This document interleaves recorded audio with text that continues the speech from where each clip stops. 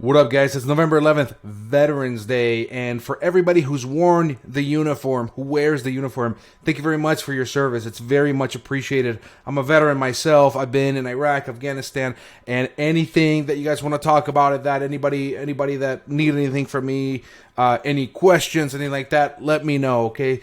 Let's get over to Palantir. This is one of the big ones, one of the big dog stocks for our account. And I'm going to give you my take on the earnings from earlier this week. I'm a little bit behind. I'm sure you guys can see a bunch of other videos on YouTube on people and their interpretation on Palantir. So there's some negative stuff flowing out there on Twitter, on stock tweets, on YouTube. And I just want to give you guys my honest opinion as to this quarter's numbers and the future viability of the stock. Okay, so let's get on with it. But before we do, of course, please hit that like button. I definitely appreciate that. Hit subscribe if you find that I give you any value. Okay, but just give me your attention. I would definitely appreciate that as well. So just a quick recap for those that don't know. Palantir is a data analytics and data interpretation, data mining sort company. It uses artificial intelligence for decision-making power, so businesses and the defense, military sector, government sector can make better decisions with the data they have on hand, and it helps that data interpretation, because somebody like you and me, we cannot process millions of points of data and put them in front of somebody in a kind of easy to understand manner, and that is what Palantir does essentially at a very, very high level. So just as a few points here for understanding. So foundational software of tomorrow delivered today. So again, this is next level software. They always talk about being 5 years ahead of any competitor, if they have any really, which I think they do, but they're really way ahead as far as the technology side. They're over here saying we build software that empowers organizations to effectively integrate the data, decisions, and operations, generating alpha. That means just being the best, okay? The platforms they have, this is the software that they offer. So we have the Foundry software, which the Foundry software is the commercial side. This is for regular business, regular enterprise, and that's their offering there, which is divided into a couple of different things. We'll go over that. We have Gotham, which Gotham is the defense and government sector software.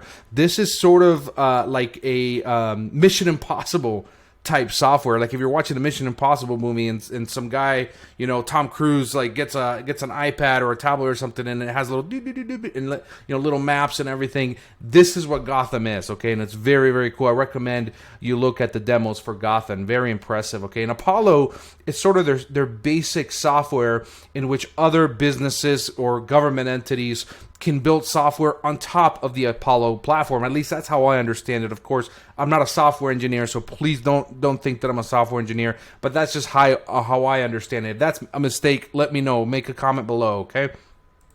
So one more point here. This is a page for their offerings, okay? And of course, they're going over here what they're offering to the public and their government sectors. Artificial intelligence, anti-money laundering. This is for banks mostly and financial institutions. Auto racing, that's pretty cool. Auto racing, cryptocurrency, data protection, defense, edge, artificial intelligence, energy, financial management, Foundry for Builders. This is something that they're using to kind of bring in new businesses, what they call their day zero businesses, as partners to show how this software is getting them from zero all the way up to their top potential. Okay, there's also health and life and intelligence. So what else is here? Like, there's a ton more stuff here. Okay, Hyper Auto, and what's my? Let me see here. There was something here about crypto. Maybe I'm missing it. But they have here we go. Cryptocurrency. Okay, that's something that I think people are very excited about. It has a big potential there. So that's Palantir in a nutshell. Of course, to really, really understand Palantir, you need this higher level of understanding and sort of be a computer programmer to really understand their terms, because management and mostly the people that work for Palantir look like they're big nerds. And one of the big complaints was about the conference call and how they don't really come across well in the conference call. And my thought is, I listened to the conference call. I honestly didn't have a problem with it.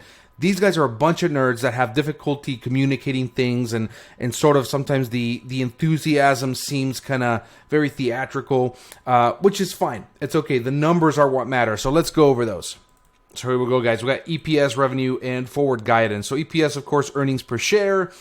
they met the expectation at a loss of 4 cents a share. So the street expected 4 as far as a loss in cents per share, and the expectation was met. So pretty easy there. Revenue, $392 million versus $385 million expected. That's a beat. That's a nice beat.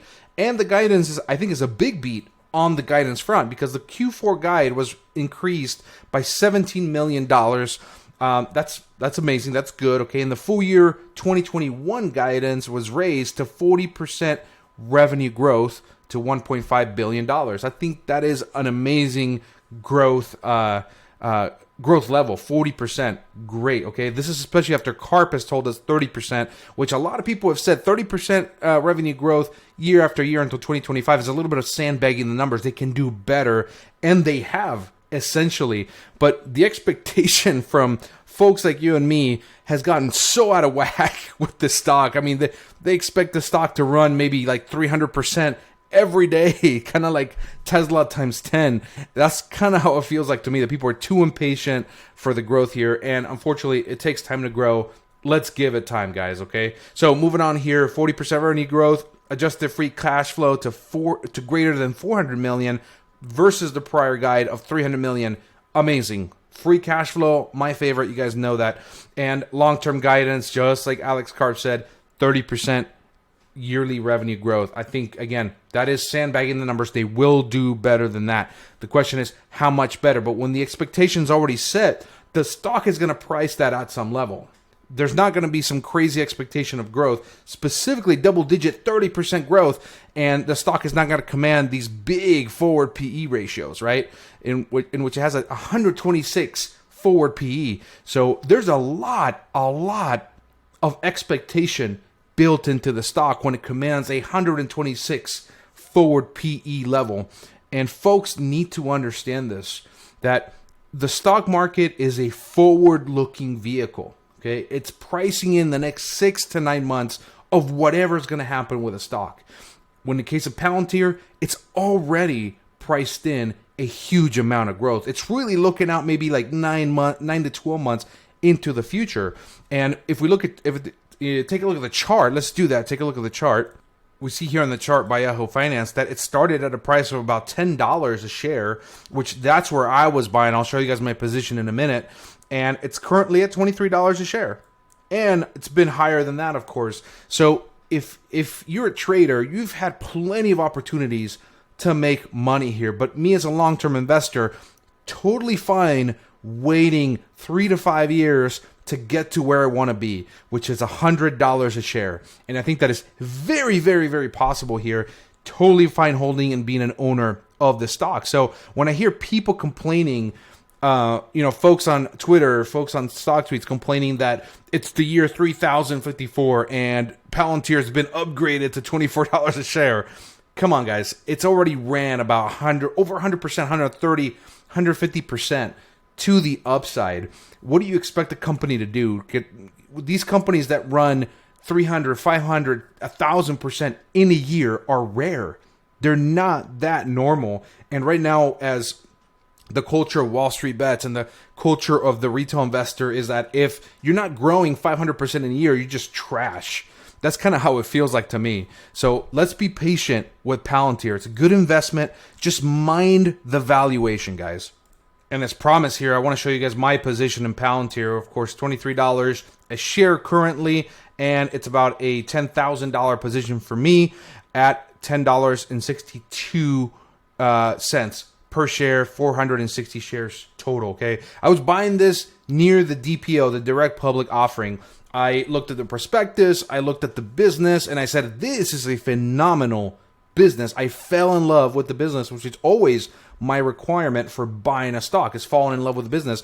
And I really loved it. I love the CEO, Alex Karp, which if you look at his interviews on YouTube, you can see that this man is a genius. His gears are turning at like 1,000 miles an hour, and he's swaying like this on videos. If you see the videos, this is what he does. He just does this.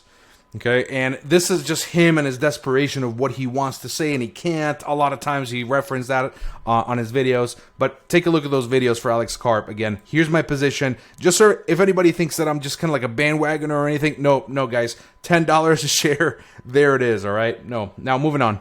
So I want to show you guys the earnings press release because I think the kind of the presentation, the investor presentation, the slides, they're not that good here, and everything's given to you right here essentially. So 36% revenue growth this quarter, $392 million.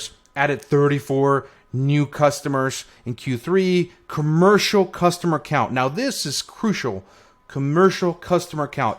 This is the biggest sort of critique Wall Street had on Palantir, is too dependent on the government side, not enough business on the commercial side. Even some analysts went to say is we need Palantir to stop signing elephants and start signing some gazelles more than elephants, meaning the size of the businesses, because when you have 10 big businesses versus 100 small ones, there's more stability there for one business, one elephant to just end their contract or terminate it, and it drops your revenue significantly.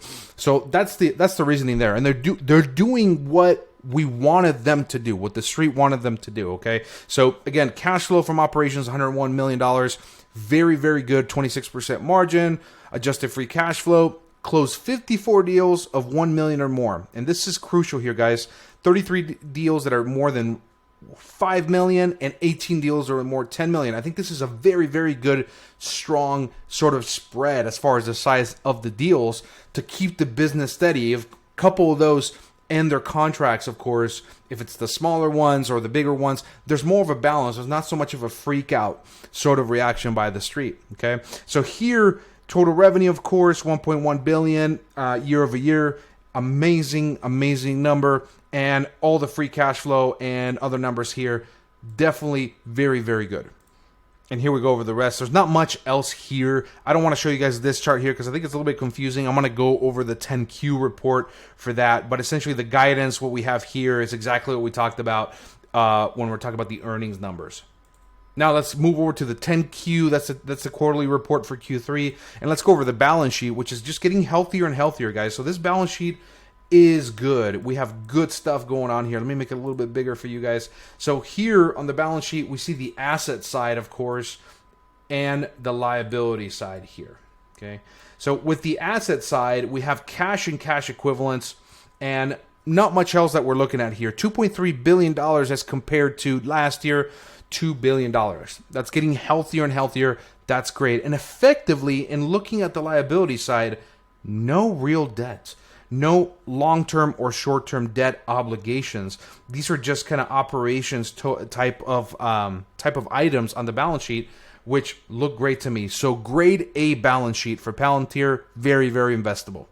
Now moving on to their statement of operations, or income statement as it's called. What I like here, so we got the revenue side, that's the most important, that's your top line number. And of course we see here 3-month ended, we're seeing a great healthy increase here from September of 2020 to September of 2021.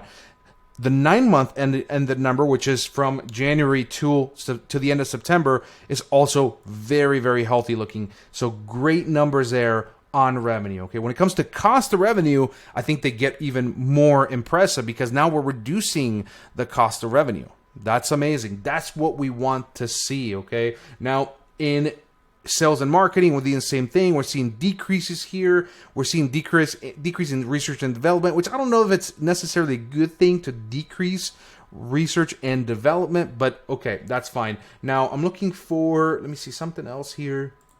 Looking for the stock-based compensation, which has been a problem here. Let me see if it's here on the following one, which should be, let me take a look at that, which is the cash flow statement. Here we go. So this is something that I wanted to kind of go over here, which is the stock-based compensation item. So this company has a lot of issues with stock-based compensation because also they pay their employees in of course cash, but very, very good stock compensation. And we can see here, that's going down, guys. We like that. That is good because there's a lot of costs associated with the direct public offering that they had to do from last year, and this goes hand in hand with that. We want this to go down, and it is going down, so it's trending in the right direction. And over here, I had to do a Command F search for stock-based compensation, and I wasn't putting the little line here, so the little line. So here we see 3-month ended. That's what I was looking at, the 3-month and the quarter-over-quarter figures for stock-based compensation. And yeah, guys, good numbers. Okay, $846 million in Q3 of 2020 versus 184 in Q3 of 2021. Very, very positive in my opinion, and I really like that as an investor. I think that we've kind of suffered with high numbers on that end since they DPO'd, and now we're seeing that kind of wane off, which is what we want.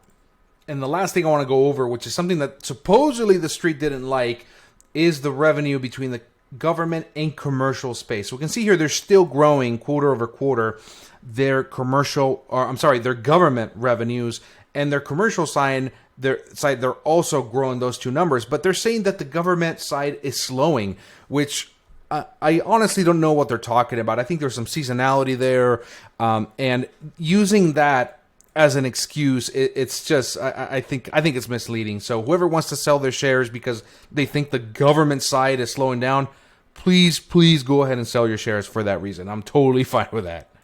So I've already gone pretty far as the time that I want to allot to any video, but I think it's important to note that if you search for Palantir or you put $PLTR on Twitter, you're going to get a bunch of crazy stuff. And actually, let me do that real quick. Let me pull that up.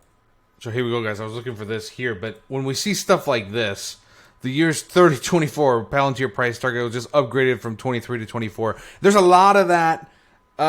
There's a lot of that going around on the internet. And it shows the hedge fund, the big Wall Street banks and these institutions, that these guys are desperate, and they usually will leave if some mass sell-off comes, something over 10%, and they start freaking out because they want this stock price to go up so badly. And it's so apparent on Twitter, on stock tweets. It's just a lot of desperation, a lot of like, this is garbage, the stock isn't moving, it's been stuck in this channel for a while. Just be patient, guys. That's my best recommendation. Think about 2023 for Palantir, not now, not the next 6 months. If you're going to do that, do options on it. That's what they're there for, okay? All right, guys, so that's, I think, my longest video I've done so far. I really appreciate your attention. If you made it this far, again, Stock Gladiator Discord, hit me up on Instagram, hit me up on Twitter. Peace out.